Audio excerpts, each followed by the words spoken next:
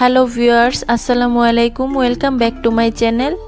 আজকে আবারও সবাইকে স্বাগতম জানাচ্ছি আমার নতুন আরও একটি রেসিপি দেখার জন্য। আজকে শেয়ার করব ফুলকপি দিয়ে মুখে স্বাদ লেগে থাকার মতো একটা রান্নার রেসিপি। দুর্দান্ত স্বাদের ফুলকপি দিয়ে এই রান্নাটি হলে মাছ মাংসের কথা কিন্তু একদমই ভুলে যাবে। ভাত, রুটি, পরোটা যে কোনোটার সাথে এটা খেতে হবে অনেক বেশি মজাদার। ফুলকপির এই ভরা সিজনে এই রেসিপিটা বানিয়ে না খেলে পুরাই কিন্তু মিস হয়ে যাবে। তাই ভিডিওটি লাস্ট পর্যন্ত দেখতে থাকুন। আশা করছি সবার কাছে ভীষণ ভালো লাগবে।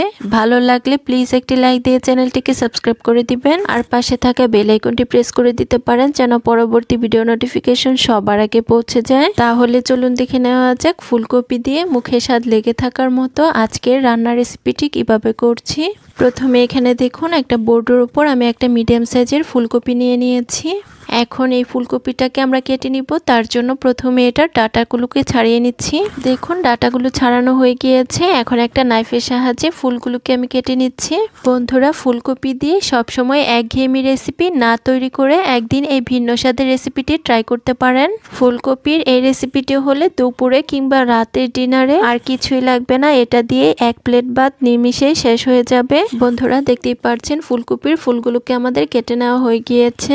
আর আজকের রেসিপিটার জন্য ফুলকপির ফুলগুলোকে আমি এরকম সাইজ করে কেটে নিয়েছি। আপনারা আপনাদের পছন্দ মতো ফুলকপিটাকে কেটে নিতে পারেন। এখন এই ফুলকপিগুলোকে আমি একটা বড় মিক্সিং বোলের মধ্যে নিয়ে নিচ্ছি।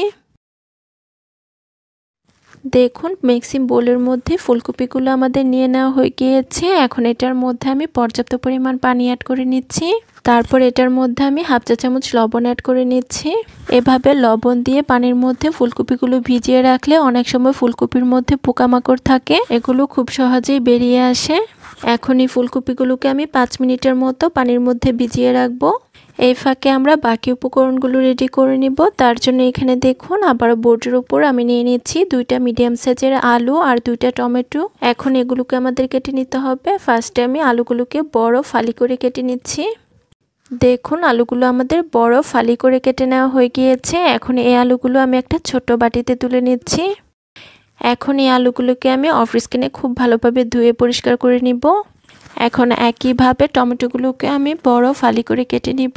আপনারা চাইলে আলু আর টমেটোগুলোকে গোল শেপ করেও কেটে নিতে পারেন, কোনো অসুবিধা নেই। বন্ধুরা, যারা আমার এই ভিডিওটি দেখছেন প্লিজ একটি লাইক দিয়ে চ্যানেলটিকে সাবস্ক্রাইব করে দিবেন। আর যারা ফেসবুক পেজ থেকে দেখছেন প্লিজ একটি ফলো দিয়ে দিবেন। অনেকেই আছেন ভিডিও দেখেন কিন্তু লাইক দেন না, প্লিজ একটি লাইক দিয়ে দিবেন। দেখুন টমেটোগুলো আমাদের কেটে নেওয়া হয়ে গিয়েছে। এখন এগুলোকে একটা বাটিতে নিয়ে একটা সাইডে রেখে দিচ্ছি।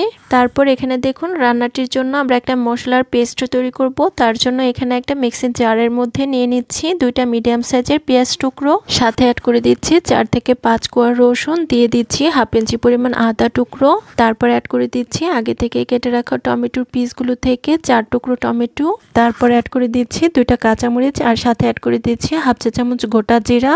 এখন এগুলোর মধ্যে আমি কিছুটা পরিমাণ পানি অ্যাড করে নিচ্ছি।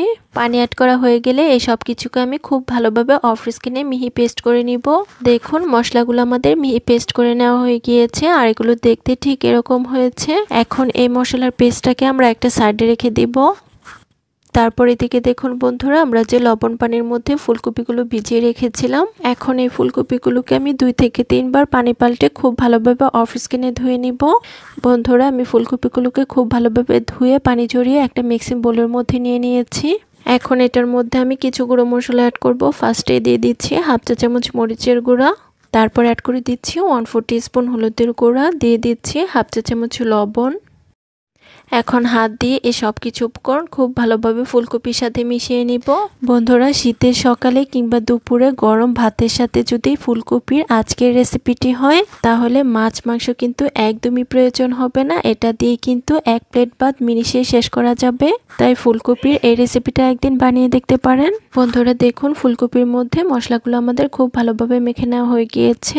এখন আমরা রান্নাটি করে নিব। তার জন্য এখানে দেখুন চুলায় একটা কড়াইয়ে কিছুটা পরিমাণ তেল দিয়ে দিচ্ছি। তেলটা যখন খুব ভালোভাবে গরম হয়ে যাবে এর মধ্যে আমি মশলা মাখানো ফুলকপিগুলো অ্যাড করে দিব। ফুলকপিগুলো তেলের মধ্যে ছাড়া হয়ে গেলে আমি একটা হাতার সাহায্যে নেড়ে চেড়ে তেলের মধ্যে আমরা ভেজে নিব। এখানে ফুলকপিগুলো কিন্তু আমরা অতিরিক্ত ভেজে পুড়িয়ে ফেলবো না। ফুলকপিগুলোর মধ্যে যখন হালকা দাগ লাগতে শুরু করবে তখনই এগুলোকে আমি তুলে নিব। বন্ধুরা আমি 3 থেকে 4 মিনিট অনবরত নেড়েচেড়ে ফুলকপিগুলোকে খুব ভালোভাবে ভেজে নিয়েছি। আর দেখতেই পাচ্ছেন এগুলোর মধ্যে হালকা দাগ লাগতে শুরু করেছে। এখন আমি ফুলকপিগুলোকে একটা স্ট্যানারের সাহায্যে তুলে নিচ্ছি। সবগুলো ফুলকপি তুলে নেওয়া হয়ে গেলে এখন একই কড়াইয়ের মধ্যে আমি কিছুটা পরিমাণ তেল দিয়ে এটার মধ্যে আলুগুলোকে আমি ভেজে নিব। আলুগুলো তেলের মধ্যে ছেড়ে এর মধ্যে খুব সামান্য পরিমাণ হলুদ আর লবণ দিয়ে দিচ্ছি। এতে করে খুব দ্রুত আলুগুলো ভাজা হয়ে যাবে। এখন নেড়েচেড়ে মশলাগুলো আলুর মধ্যে খুব ভালোভাবে মিশিয়ে নিচ্ছি। আলুগুলো ভাজতে কিন্তু খুব বেশি একটা সময় লাগবে না, নাড়তে নাড়তেই দেখা যাবে হালকা দাগ লাগতে শুরু করেছে। দেখুন আলুগুলো আমাদের খুব ভালোভাবে ভাজা হয়ে গিয়েছে। এখন এগুলোকে আমি একটা স্ট্যানারের সাহায্যে খুব ভালোভাবে তুলে নিব। দেখুন আলুগুলো আমাদের তুলে নেওয়া হয়ে গিয়েছে। এখন এই একই কড়াইয়ের মধ্যে আমরা রান্নাটি কমপ্লিট করব। তার জন্য এটার মধ্যে আমি হাফ কাপ পরিমাণ রান্নার তেল দিয়ে দিচ্ছি। তেলটা খুব ভালোভাবে গরম হয়ে এলে এর মধ্যে ফোড়নের জন্য অ্যাড করে দিচ্ছি 2টা শুকনা মরিচ, দিয়ে দিচ্ছি হাফ চা চামচ গোটা জিরা, 3টা এলাচ, 1 টুকরো দারচিনি আর দিয়ে দিচ্ছি একটা তেজপাতা মাঝখান দিয়ে চিড়ে। এখন একটা হাতের সাহায্যে নেড়ে চেড়ে এই সব কিছু উপকরণ কিছুক্ষণ ভেজে নিব। কিছুক্ষণ নেড়ে চেড়ে ফোড়নগুলো ভেজে এটার মধ্যে অ্যাড করে দিচ্ছি 4 টেবিল চামচ পেঁয়াজ কুচি। এখন হাতার সাহায্যে নেড়ে চেড়ে সব কিছু উপকরণ খুব ভালোভাবে মিশিয়ে নিচ্ছি। আর নেড়ে চেড়ে পেঁয়াজটাকে আমরা একটু লাল করে ভেজে নিব। খুব বেশি সময় লাগবে না, 1 মিনিটের মতো ভেজে নিলেই দেখা যাবে পেঁয়াজটা হালকা বাদামি কালার হতে শুরু হয়েছে। পেঁয়াজটা যখন হালকা বাদামি কালার হতে শুরু করবে তখন এটার মধ্যে আমি অ্যাড করে দিব আগে থেকেই করে রাখা মশলার পেস্টটা। এখন নেড়েচেড়ে সব কিছুকে একসঙ্গে কিছুক্ষণ আমরা খুব ভালোভাবে কষিয়ে নিব। মশলাগুলো কিছুক্ষণ নেড়েচেড়ে কষিয়ে এটার মধ্যে আমি গুঁড়ো মশলাগুলো অ্যাড করে দিব। প্রথমে এটার মধ্যে অ্যাড করে দিচ্ছি হাফ চা চামচ মরিচের গুঁড়া। ঝালের পরিমাণটা যার যার টেস্ট অনুযায়ী দেওয়া যাবে, মানে যে যেরকম ঝাল খেতে পছন্দ করেন ঠিক তেমনটাই দিয়ে নেবেন। তারপর অ্যাড করে দিচ্ছি হাফ চা চামচ হলুদের গুঁড়া। তারপর অ্যাড করে দিচ্ছি 1 চা চামচ ধনিয়া গুঁড়া আর দিয়ে দিচ্ছি 1 চা চামচ জিরা গুঁড়া। আর সবশেষে আমি এখানে অ্যাড করে দিচ্ছি স্বাদ অনুযায়ী লবণ। ফুলকপি ভাজার সময় কিন্তু আমরা লবণ অ্যাড করেছি, তাই এ পর্যায়ে কিন্তু লবণের পরিমাণটা আমাদের বুঝিয়ে অ্যাড করতে হবে। লবণ বেশি পড়লে কিন্তু যে কোনো খাবারের টেস্টটাই কিন্তু নষ্ট হয়ে যায়। এখন নেড়েচেড়ে এই সব কিছু উপকরণ আমরা খুব ভালোভাবে মিশিয়ে হাফ কাপ পরিমাণ পানি দিয়ে এই মশলাটাকে খুব ভালোভাবে কষিয়ে নিব। রান্নার জন্য এই মশলাটা আমাদের একটু সময় নিয়ে কষিয়ে নিতে হবে। আমরা সবাই জানি রান্নার মশলা যত বেশি ভালোভাবে কষানো যাবে রান্নাটি খেতে কিন্তু আরো বেশি মজার হবে। আমি অফ স্ক্রিনে আরও একবার পানি অ্যাড করে মশলাটাকে খুব ভালোভাবে কষিয়ে নিয়েছি। দেখতেই পাচ্ছেন উপরে তেল ভেসে উঠেছে। এখন এটার মধ্যে আগে থেকে বেজে রাখা আলু আর ফুলকপিগুলো দিয়ে দিব আর সাথে কেটে রাখা টমেটোগুলোকে অ্যাড করে দিব।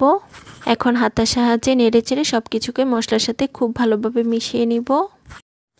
বন্ধুরা ফুলকপি দিয়ে দুর্দান্ত স্বাদের এই রান্নাটি কিন্তু আমরা শীতের মৌসুমেই করতে পারি, তাই ফুলকপির এই ভরা সিজনে এটা না বানিয়ে খেলে কিন্তু পুরাই মিস হয়ে যাবে। তাই অবশ্যই এই রেসিপিটা একদিন বানিয়ে দেখতে পারেন। আর রেসিপিটা আপনাদের কাছে কেমন লাগলো অবশ্যই আমাকে কমেন্ট করে জানাতে পারেন। বন্ধুরা দেখতেই পাচ্ছেন সবজিগুলোর মধ্যে আমি আরও হাফ কাপ পরিমাণ পানি অ্যাড করে খুব ভালোভাবে কষিয়ে নিয়েছি। আর পানিটাও কিন্তু খুব ভালোভাবে আমাদের শুকিয়ে গিয়েছে।